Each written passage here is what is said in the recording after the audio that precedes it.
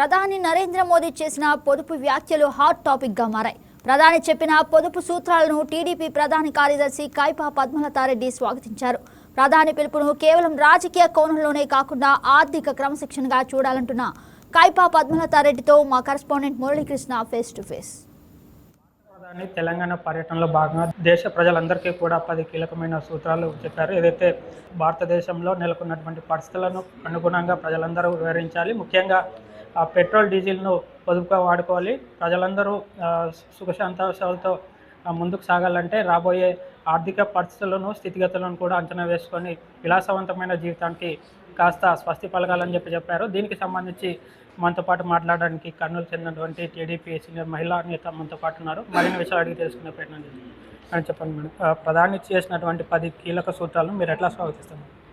Yes అండి, ప్రధాని గారు ఇటీవల తెలంగాణ పర్యటనలో భాగంగా ఏవైతే సూత్రాలు చెప్పారో అవన్నీ మనం పాటించదగినవే.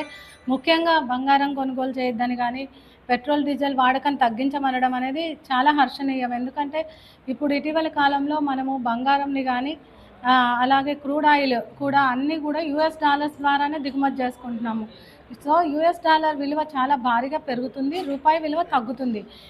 ఇది ఇలాగే కంటిన్యూ అయితే మనం ఎన్నో వేల కోట్ల అప్పుల భారం వహిస్తూ క్రూడ్ ఆయిల్ తెప్పిస్తున్నాం. ఇప్పుడు యుద్ధం జరుగుతుంది కాబట్టి ఇజ్రాయెల్ అండ్ ఇరాన్ మధ్యలో యుద్ధం వల్ల కూడా ఈ క్రూడ్ ఆయిల్ విలువ చాలా పెరిగిపోయింది. కానీ మన ప్రధానమంత్రి మోడీ గారు మాత్రం ఎటువంటి ధరలు పెంచలేదు ఇంతవరకు.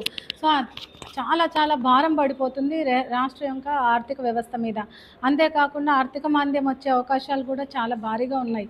సో ఇవన్నీ తగ్గించాలంటే ప్రజలు కొద్దిగా పొదుపుగా వ్యవహరించాలి.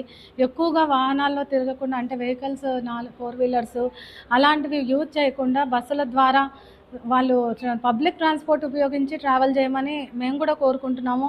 ఎందుకంటే ఇప్పుడున్నటువంటి ఈ పరిస్థితుల్లో పెట్రోల్ డీజిల్ రేట్లు కూడా పెరిగే అవకాశాలు ఉన్నాయి. అప్పుడు మరింత భారం పడుతుంది మనకు, అవన్నీ మనకు అందజేయాలంటే ప్రభుత్వం మీద. అంతేకాకుండా బంగారం కూడా విపరీతంగా పెరిగిపోయింది. అసలు డబల్ కాదు, త్రిబుల్ అయిపోయింది 1 ఇయర్లోనే.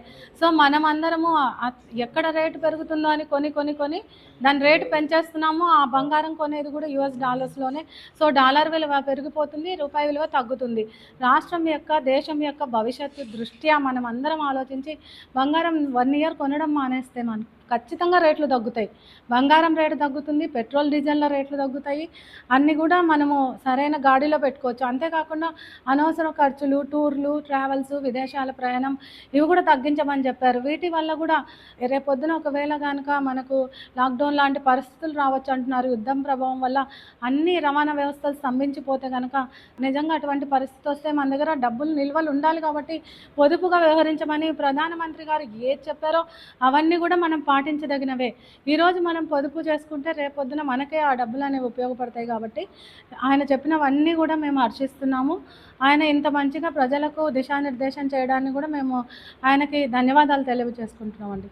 ప్రధానంగా ప్రధాని చెప్పినటువంటి అంశంలో ఈ బంగారానికి సంబంధించి ఇప్పుడు హైలైట్గా మారుతుంది. ఏదైతే బంగారు కొనడం తగ్గించాలి, ఖచ్చితంగా ఒక ఏడాది పాటు బంగారు కొనుగోలులో విధానం పాటించాలని చెప్పారు.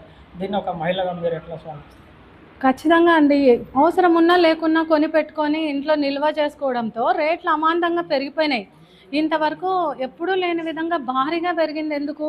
అవసరం ఉన్నా లేకున్నా ప్రతి ఒక్కరు కొని అప్పు చేసి బ్యాంక్ లోన్లు తీసుకొని మరీ కొంటున్నారు. సో అందుకని ఇప్పుడు మనము బంగారం అనవసరంగా కొనకుండా పెళ్ళిళ్ళు అట్లాంటి అవసరాలకు మాత్రం తప్ప